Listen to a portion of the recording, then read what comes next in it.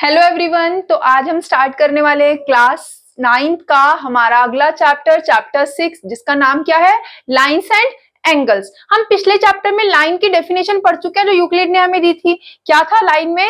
That line is a collection of points, है ना। किसी सेम प्लेन पर अगर हम बहुत सारे पॉइंट्स को ज्वाइन कर दें, जैसे अगर बहुत सारे पॉइंट्स हम किसी सेम प्लेन पे ज्वाइन कर दें तो वो क्या बनती है, लाइन बनती है ना। अगर वो सारे के सारे जो है सेम प्लेन पर एक ही डायरेक्शन में है, पूरे सीधे हैं, तो वो स्ट्रेट लाइन बन जाती है। अगर वो पॉइंट कुछ इस तरीके से है तो वो कर्व लाइन बन जाती है। सो लाइन बेसिकली क्या है, line is a collection of point. तो अब हम लाइंस एंड एंगल सारी चीजें बिल्कुल स्टार्टिंग से पढ़ते हैं कि क्या क्या चीजें, कुछ चीजें तो हम पिछले प्रीवियस क्लास में ऑलरेडी पढ़ते आ रहे हैं, बहुत सारी चीजें है ना। तो अब हम उनको पढ़ेंगे, उनके आगे नए रिलेशंस पढ़ेंगे, वो सारी चीजें। तो पहले हम रिकॉल करेंगे आज की वीडियो में कि हमारी क्या क्या बेसिक चीजें या क्या क्या एंगल्स के, लाइंस के बारे में हम ऑलरेडी पढ़ चुके हैं। पहले उनको रिकॉल कर लेते हैं फटाफट से। तो पहला देखते हैं। देखो हमें ये पता चल गया लाइन क्या है, पॉइंट हमने पढ़ा था, यूक्लिड ने हमें बताया था जिसका कोई पार्ट ना हो, जिसके कोई डायमेंशन ना हो, जीरो डायमेंशन, है ना। जैसे ये किसी की सिर्फ पोजीशन को लोकेट करने के लिए हम पॉइंट को यूज करते हैं। उसके बाद लाइन क्या है, अगर हम बहुत सारे पॉइंट्स को ज्वाइन कर दे इस तरीके से तो वो क्या बन जाएगी, लाइन बन जाएगी, है ना। अब उसके बाद दो चीजें आई, एक आई रे और एक आया लाइन सेगमेंट।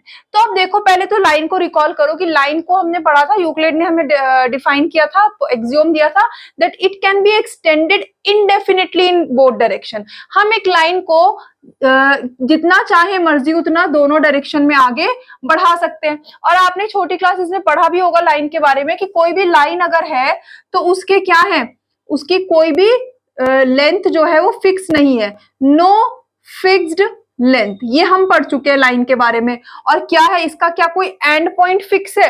अगर मैंने ये दोनों पॉइंट एंड पॉइंट मान लिए, आगे बढ़ा दो, यहां तक बढ़ा दिया मान लो, अब उसके बाद अगर ये भी दो और लेंथ को जो है आगे बढ़ा दे तो क्या होगा, एंड पॉइंट और आगे शिफ्ट हो जाएगा, है ना। तो आप कोई भी ये नहीं कह सकते कि यही दो पॉइंट एंड पॉइंट है, आप जितना चाहे मर्जी एक लाइन को आगे बढ़ा सकते हो। तो लाइन की कोई लेंथ फिक्स नहीं होती और इसके कोई एंड पॉइंट नहीं होते। अगर हम कायदे से देखें, हम लोकेट कर सकते हैं, हम पहचानने के लिए कर सकते हैं कि ये एक लाइन है, मान लो एक तरफ इसका पॉइंट P है और दूसरी तरफ इसका पॉइंट Q है। तो इसका मतलब क्या हुआ, ऐसे रिकॉल, इसको हम इस तरीके से रिप्रेजेंट करते थे कि PQ अगर हमें लाइन लिखनी है तो इसके दोनों तरफ ऊपर जो है हम क्या करेंगे, लाइन का ही सिंबल बनाएंगे, दोनों तरफ एरो। एरो का क्या इंडिकेट कर रही है यहाँ पर कि हम इस लाइन को जितना चाहे मर्जी उतना आगे एक्सटेंड करेंगे। बट इसका मतलब ये थोड़ी ना कि P और Q इसके एंड पॉइंट है, मतलब एक साइड में ये P पॉइंट से आगे की तरफ बढ़ रही है और एक तरफ Q से आगे बढ़ रही है, ये मतलब हुआ लाइन का, है ना।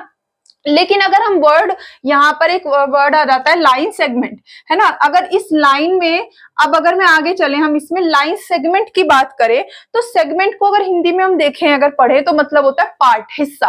तो लाइन सेगमेंट का क्या मतलब हुआ, लाइन सेगमेंट का मतलब हुआ किसी लाइन का हिस्सा, पार्ट।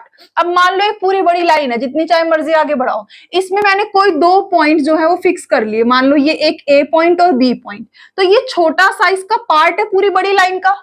तो ये जो पार्ट होगा एक एंड पॉइंट से दूसरे पॉइंट तक, ये क्या है, इस पूरी किसी लाइन का पार्ट होगा। तो इसको ही हम कहेंगे लाइन सेगमेंट। क्या फर्क हुआ अब इसमें देखो, लाइन सेगमेंट का मतलब क्या हुआ कि पूरी लाइन का एक पार्ट है, तो हमने दो पॉइंट्स इसके फिक्स कर लिए, तो इसका मतलब इसकी लेंथ क्या हो गई, फिक्स हो गई, फिक्स्ड लेंथ है इसके पास। और कितने एंड पॉइंट्स हो गए इसके पास, 2 एंड पॉइंट्स हो गए, दो इसके क्या हो गए, एंड पॉइंट्स हो गए, है ना। क्योंकि हमने क्या किया, कोई दो पॉइंट्स को फिक्स किया और उनके बीच का डिस्टेंस, सिर्फ उतनी लाइन हमने, उतना पार्ट बनाया लाइन का, तो वो क्या कहलाया, लाइन सेगमेंट कहलाया। अब लाइन सेगमेंट को कैसे रिप्रेजेंट करेंगे, जैसे A से लेके B तक है, जैसे ये लाइन थी हमारी, तो लाइन सेगमेंट के लिए हम क्या करेंगे, A से B तक कोई लाइन है तो पॉइंट A से पॉइंट B तक का डिस्टेंस, एरो नहीं लगाए हैं देखो हमने इसमें, जब एरो लगा देंगे तो मतलब लाइन हो जाएगी, एरो नहीं लगाया मतलब ये क्या है, लाइन सेगमेंट है। ये रिप्रेजेंटेशन किस तरीके से लाइन सेगमेंट की होती है, ये आप अर्लियर क्लासेस में ऑलरेडी पढ़ चुके हो। हम सिर्फ रिकॉल कर रहे हैं क्या क्या चीजें हम पढ़ चुके हैं। इस तरीके से हम रिप्रेजेंट करते थे लाइन सेगमेंट को। उसके बाद दूसरी चीज आई रे।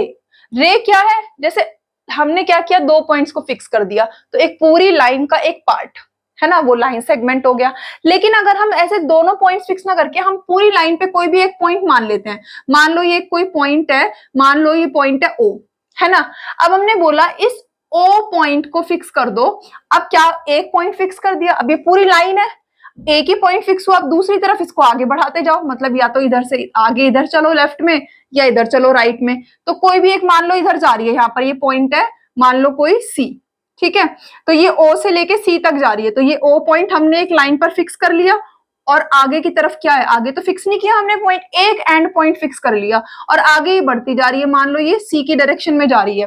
तो ये क्या हुआ, हमने रे को कैसे यहाँ पर देखा कि लाइंस का सिर्फ एक तरफ से हमने एंड फिक्स कर दिया, दूसरी तरफ से तो इसका छोर जो एंड है वो फिक्स नहीं किया, मतलब दूसरी तरफ से तो इसकी लंबाई बढ़ती जाएगी बढ़ती जाएगी, तो लेंथ इसकी भी फिक्स हुई क्या, नहीं हुई। तो रे की भी अगर हम देखें तो नो फिक्स लेंथ होती है ना, इसकी भी कोई लेंथ फिक्स नहीं होती, लेकिन एक पॉइंट तो फिक्स हो गया इसका मतलब रे के पास क्या है, वन एंड पॉइंट है, एक क्या है इसके पास, एंड पॉइंट। और रे को कैसे रिप्रेजेंट करेंगे, जो पॉइंट हमारा फिक्स है उसके ऊपर तो एरो नहीं आएगी, जिस डायरेक्शन में वो आगे जा रही है उस तरफ एरो आएगी। तो इस तरीके से हम रे को रिप्रेजेंट करते थे।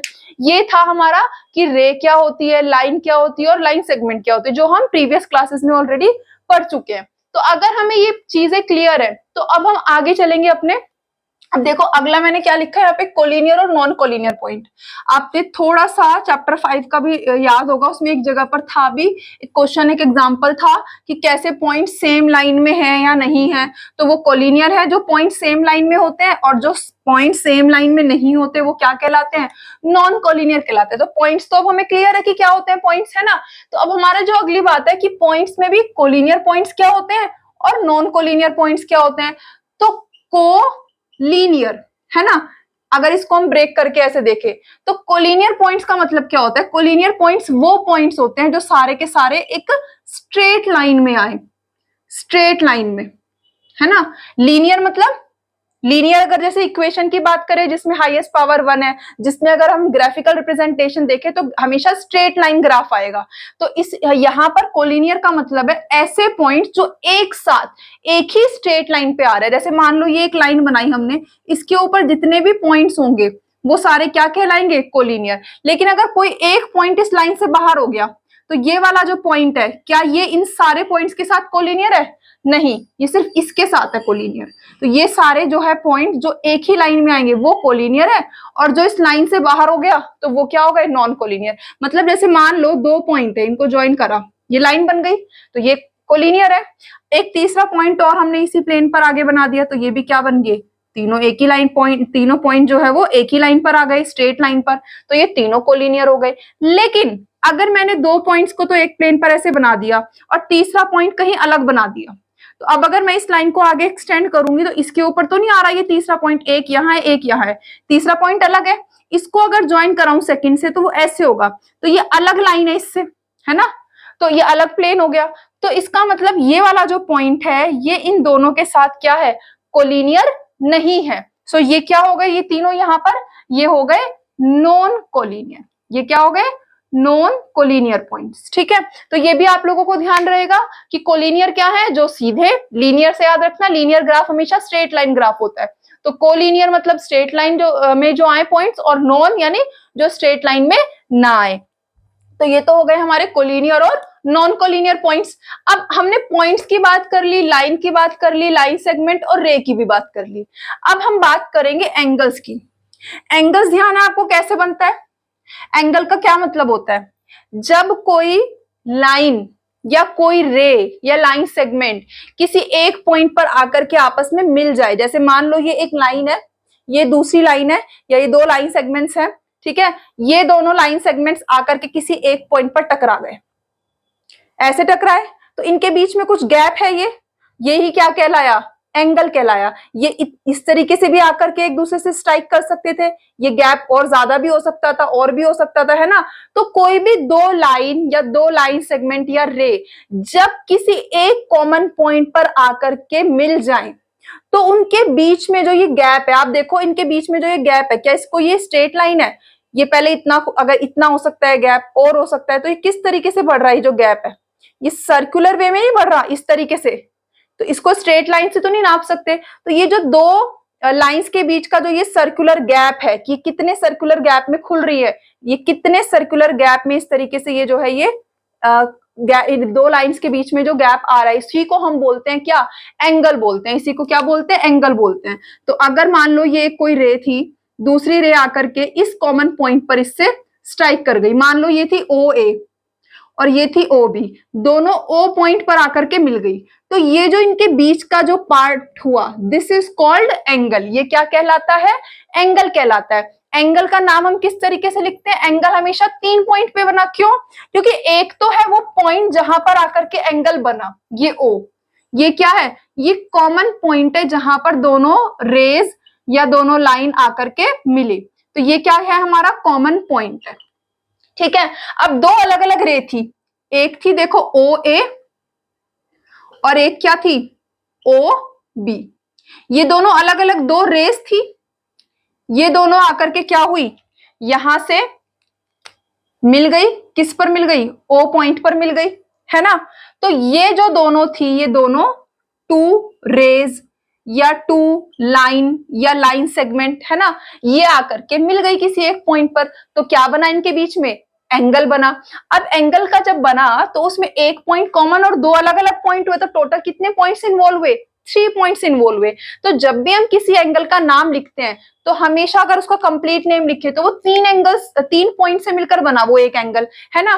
तो उसमें एक पॉइंट होगा जो बीच में, जहां पर ये दोनों रेज या लाइंस आकर के मिल रही है, तो उसको हम बोलेंगे ओ पॉइंट पर एंगल है, यानी एंगल हो। या फिर हम इसको, इसका कंप्लीट नेम कैसे लिखेंगे, किसी एक पॉइंट से शुरू हुआ, कॉमन पॉइंट से होते हुए तीसरे पर गया, यानी ए ओ बी। या फिर इधर से शुरू कर सकते हैं कि बी पॉइंट से शुरू हुआ, ओ पर गया और ए पर खत्म हुआ, यानी बी ओ ए। इस तरीके से हम किसी भी एंगल का नाम लिख सकते हैं। अब एंगल में क्या क्या चीजें होती हैं वो देखो, दो तो रेज है या लाइंस है और एक क्या है, कॉमन पॉइंट है। तो ये जो रेज है, लाइंस है किसी भी एंगल की, वो उसके दो हाथ हैं, वो क्या है, इसके दो हाथ, यानी इनको हम क्या बोलते हैं, आर्म्स बोलते हैं एंगल के, है ना, या हैंड्स ऑफ एंगल। और ये जो कॉमन पॉइंट है, इस कॉमन पॉइंट को हम बोलते हैं वर्टेक्स। वर्टेक्स मतलब पॉइंट, कौन सा पॉइंट, वो पॉइंट जहां पर एंगल बन रहा है, जहां पर दो लाइंस आकर के मिल रही है, वो कॉमन पॉइंट क्या कहलाता है, वर्टेक्स कहलाता है। ठीक है, तो हमारे एंगल में दो चीजें हो गई, एक हो गई वर्टेक्स और दूसरी क्या हो गई, आर्म्स हो गई। वर्टेक्स मतलब जहां दोनों पॉइंट, कॉमन पॉइंट जहां दोनों रेज आकर के मिल रही हैं, और आर्म्स क्या हो गई उसकी, वो दोनों रेज या लाइंस जो कि आपस में किसी एक पॉइंट पर मिलकर के क्या बना रही है, एंगल बना रही है। तो ये भी हो गया।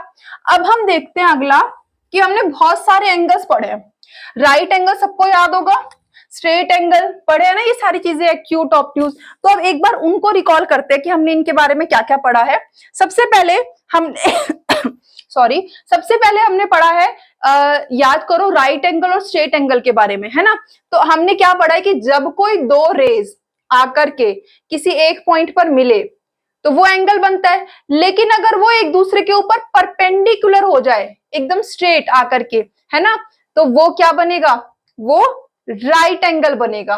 और राइट एंगल हमेशा कितने डिग्री का होता है, 90 डिग्री का होता है। तो राइट एंगल हमने क्या पढ़ा है कि ये कितने डिग्री है, right angle is always 90 degree. उसके बाद हमने पढ़ा स्ट्रेट एंगल कि दो रेज हैं, वो आकर के किसी पॉइंट पर मिल रही हैं, तो उनके बीच में कोई ना कोई एंगल बन रहा है। लेकिन अगर वो दो रेज इस तरीके से मिल जाए कि दोनों की दोनों सेम प्लेन पर ऐसे स्ट्रेट हो जाए एकदम, तो ये जो इनके बीच में एंगल बना वो क्या कहलाएगा, वो कहलाएगा 180 डिग्री का। और इसी को हम क्या बोलते हैं, स्ट्रेट, क्योंकि देखो लाइन सीधी हो गई, दोनों आर्म्स जो आई वो एकदम से आकर के क्या हो गई, सीधी हो गई। इसीलिए हमने इस एंगल का नाम क्या रख दिया, स्ट्रेट एंगल रख दिया। और स्ट्रेट एंगल हमेशा कितने डिग्री का होता है, 180 डिग्री का होता है। कितने डिग्री का होता है, 180 डिग्री का होता है। अब अगला क्या है, एक्यूट है। एक्यूट क्या है, जैसे दो रेज आकर के मिली, ठीक है, अगर वो परपेंडिकुलर होती तो 90 डिग्री हो जाता, अगर वो सीधी हो जाती तो 180 हो जाता।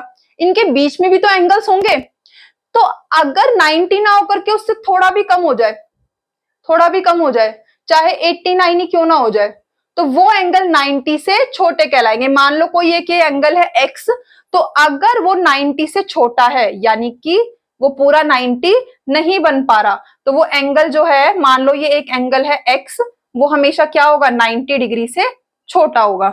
एक्यूट एंगल मतलब क्या, वो एंगल्स जो हमेशा 90 से छोटे होंगे। जैसे अगर 89 है, 89.5 भी है, 89.9 भी है, तो अभी भी ये 90 तो नहीं हुआ, तो ये एंगल क्या है, ये एक्यूट एंगल है, ये 90 डिग्री से छोटा है। 80 हो गया, 70 हो गया, 60 हो गया, 35 हो गया, 15 हो गया, कोई भी एंगल ले लो 0 से लेके 90 के बीच में, वो सब क्या कहलाएंगे, वो सब क्या कहलाएंगे, वो कहलाएंगे एक्यूट एंगल। अगर 90 से बड़ा हो जाए तो, अब देखो 90 से बड़े होने में क्या है, हमारे पास ये स्ट्रेट एंगल है, ये लाइन सीधी जा रही है, ये पूरा का पूरा क्या है 180 है। लेकिन अगर ये इसके ऊपर बिल्कुल परपेंडिकुलर हो जाए, 180 का हाफ कर दो, तो ये क्या बन जाएगा, ये 90 बन जाएगा। 90 से छोटा हुआ तो एक्यूट हो गया। लेकिन अगर 90 से बड़ा हो जाए, अगर इधर से देखें तो ये, और इधर से देखेंगे तो इधर कहीं, ये क्या हो गया, 90 से बड़ा हो गया। 90 से लेके और उसके बाद अगर ये 90 से बड़ा होते होते होते होते होते पूरा सीधा हो गया तो 180 हो जाएगा।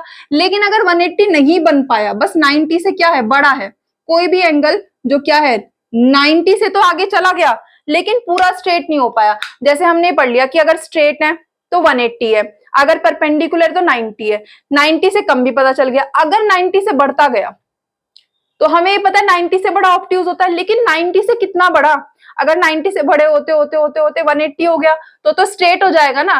तो जो एक्चुअली हम डिफाइन करते हैं ऑब्ट्यूज को, वो क्या होता है, 90 से तो वो बड़ा हो जाएगा लेकिन 180 से क्या रहेगा, छोटा रहेगा। यानी कि 90, ये 180 से और 90 के बीच का, इधर से देखें तो ये पूरा 90 पूरा 180 नहीं बनेगा, ये जो है कितना भी हो सकता है, बस क्या है इस 90 से इधर इधर, तो ये एंगल सारे क्या है, ये 90 से बड़े हैं लेकिन ये पूरे 180 नहीं बन पा रहे हैं, तो वो सारे एंगल्स क्या कहलाए, ऑब्ट्यूज एंगल। तो अगर कोई एंगल x है मान लो ऑब्ट्यूज, तो वो कब होगा ऑब्ट्यूज, जब वो किससे बड़ा होगा, वो 90 से तो बड़ा होगा, 90 डिग्री से क्या होगा, बड़ा होगा, लेकिन किससे छोटा हो जाएगा, 180 डिग्री से। किससे छोटा हो जाएगा, 180 डिग्री से।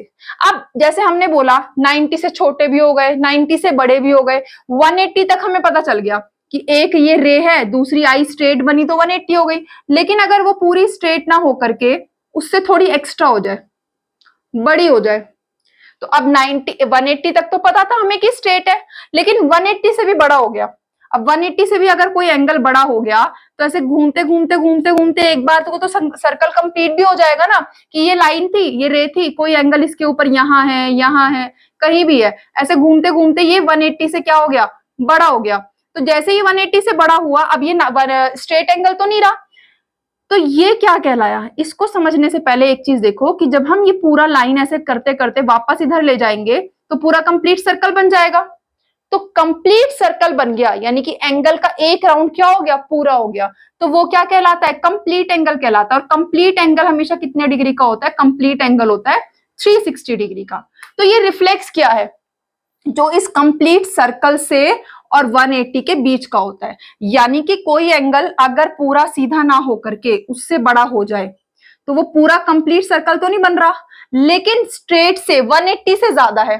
यानी रिफ्लेक्स एंगल वो एंगल है, अगर हम कोई एंगल x मान ले कि वो रिफ्लेक्स है, तो इसका मतलब क्या हुआ कि रिफ्लेक्स एंगल का मतलब क्या हुआ कि एक एंगल x जो 360 से तो छोटा है लेकिन किससे बड़ा है, 180 से बड़ा है, वो क्या कहलाया, वो कहलाया रिफ्लेक्स एंगल। ये भी हम पढ़ चुके हैं। ठीक है, तो ये थे हमारे सारे टाइप ऑफ एंगल की कितना डिग्री का एंगल होगा किससे किस रेंज के बीच में, तो उसका क्या नाम होगा। इसके अलावा हमने दो चीजें और पढ़ी हैं एंगल्स के बारे में, कॉम्प्लीमेंट्री और सप्लीमेंट्री। याद आ रहा है ना, कॉम्प्लीमेंट्री एंगल्स क्या होते हैं, जो एक दूसरे को कॉम्प्लीमेंट करे। कॉम्प्लीमेंट कैसे करें, कौन अच्छा लग रहा है 90 या 180। पहले 90 पढ़ा था ना हमने कि परपेंडिकुलर लाइंस है ना, स्ट्रेट में तो हम पहचान ही नहीं पाते थे जब पहले की एक लाइन है, उस लाइन में हमें क्या पता कौन से पॉइंट पर एंगल। तो हमने याद है सबसे पहले हमने परपेंडिकुलर लाइंस राइट एंगल्स पढ़े थे 6th क्लास में। तो कॉम्प्लीमेंट्री एंगल्स वो एंगल्स हैं जो कि मिलकर के जिनका सम क्या बन जाए, सम इज 90 डिग्री। कोई भी ऐसे दो एंगल्स जिनका सम 90 डिग्री हो जाए वो क्या कहलाते हैं, कॉम्प्लीमेंट्री एंगल कहलाते हैं। अब 180 बच गया, क्योंकि जब हमने पढ़ने शुरू किए थे एंगल्स तो हमने यही दोनों सबसे पहले पढ़े थे, राइट और स्ट्रेट। तो दो एंगल्स जिनका सम 90 हो जाए वो तो कॉम्प्लीमेंट्री हो गए। अब 180 रह गया पीछे, तो उसका भी तो कुछ नाम देना पड़ेगा। तो ऐसे दो एंगल्स जिनका सम क्या बन जाए, 180 बन जाए, वो क्या कहलाएंगे, वो सप्लीमेंट्री। तो ऐसे दो एंगल्स जिनका सम क्या बन जाए, 180 डिग्री बन जाए, वो हमारे क्या कहलाते हैं, वो कहलाते हैं हमारे सप्लीमेंट्री एंगल्स। ठीक है, तो कॉम्प्लीमेंट्री मतलब 90 डिग्री, क्योंकि सी पहले आया अल्फाबेट्स में, तो जो छोटा है एंगल 90, जिनका सम 90 है वो कॉम्प्लीमेंट्री, और जिनका सम 180 है वो सप्लीमेंट्री। कैसे भी आप अपने ट्रिक्स यूज कर सकते हो उसको याद रखने के लिए। ठीक है, तो ये तो हो गए कॉम्प्लीमेंट्री और सप्लीमेंट्री एंगल्स। तो कोई भी एंगल बना इस तरीके से हमारा हो गया। अब हम जो पढ़ने वाले हैं हमारे दो तीन टाइप्स और बचे हैं, एडजेसेंट, वर्टिकली अपोजिट और लीनियर पेयर। उससे पहले एक बार रिकॉल करते हैं इंटरसेक्टिंग लाइंस किस तरीके से एंगल्स बनाती है, तभी हम ये आगे वर्टिकली अपोजिट समझ पाएंगे। तो पहले एक बार इनको देख लेते हैं।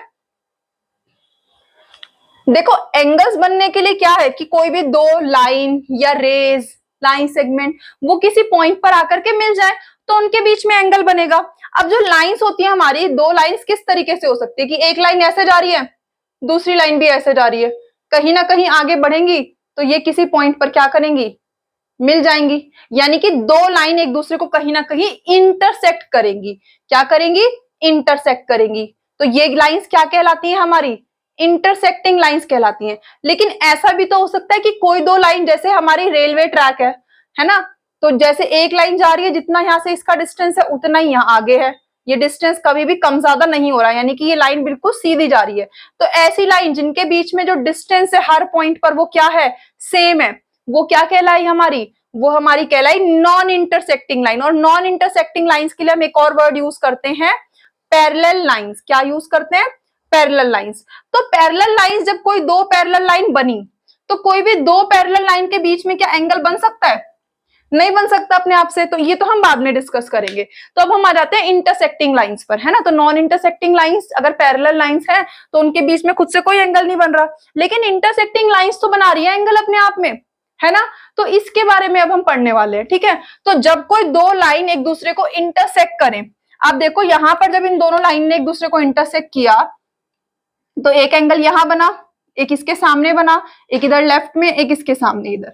तो इस तरीके से दो लाइनों के बीच में हमारे पास चार एंगल बने। जैसे एक ये लाइन और ये लाइन दोनों एक दूसरे को इंटरसेक्ट कर रही हैं, तो यहाँ पर देखो एक ऊपर इनके बीच में ये एंगल है, एक नीचे है, एक लेफ्ट में और एक राइट में, इस तरीके से एंगल बन रहे हैं।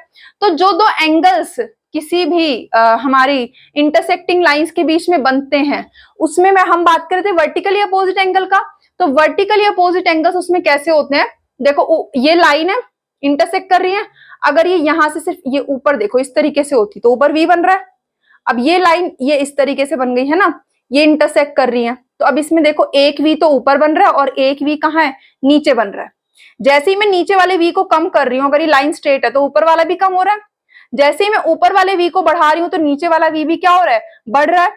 ऐसे ही आप साइड वाले देखो, अगर एक साइड से कम कर रही हूँ तो दूसरी साइड से भी कम हो रहा है, एक साइड से बढ़ा रही हूँ तो दूसरी साइड से भी बढ़ रहा है। तो ये जो दो स्ट्रेट लाइंस जब एक दूसरे को इंटरसेक्ट करती हैं तो उनके बीच में जो ये अपोजिट एंगल्स बनते हैं ये क्या होते हैं हमारे, ये जो वी बना रहा है एक इधर और एक इधर, है ना, ऐसे एक इधर और एक इधर। तो ये जो एंगल्स बनते हैं इन्हें हम बोलते हैं अपोजिट है, वी बना रहे हैं वर्टिकली अपोजिट एंगल। ये क्या बने हमारे, वर्टिकली अपोजिट एंगल्स। ठीक है, और ये हमेशा भी हमने देखा जैसे जैसे एक अपोजिट एंगल कम हो रहा है वैसे वैसे दूसरा भी कम हो रहा है, जैसे जैसे एक बढ़ रहा है वैसे वैसे दूसरा भी बढ़ रहा है। तो ये वर्टिकली अपोजिट एंगल्स की क्या प्रॉपर्टी होती है, that vertically opposite angles are always equal. ठीक है, तो वर्टिकली अपोजिट एंगल्स हमेशा क्या होते हैं, इक्वल होते हैं। ये हो गया हमारा वर्टिकली अपोजिट एंगल। अब एक लिखा है यहाँ पर वर्ड एडजेसेंट एंगल, एडजस्ट करना किसी के साथ। यानी कि जैसे आप एक बेंच पे बैठे हो अकेले, फिर आपका फ्रेंड भी आ गया तो अब आप उसके साथ एडजस्ट कर रहे हो, आप पूरा एरिया जो है अकेले शेयर नहीं कर रहे, आप अपने अपने फ्रेंड को भी बिठा लिया तो एडजस्ट कर लिया ना उसके साथ।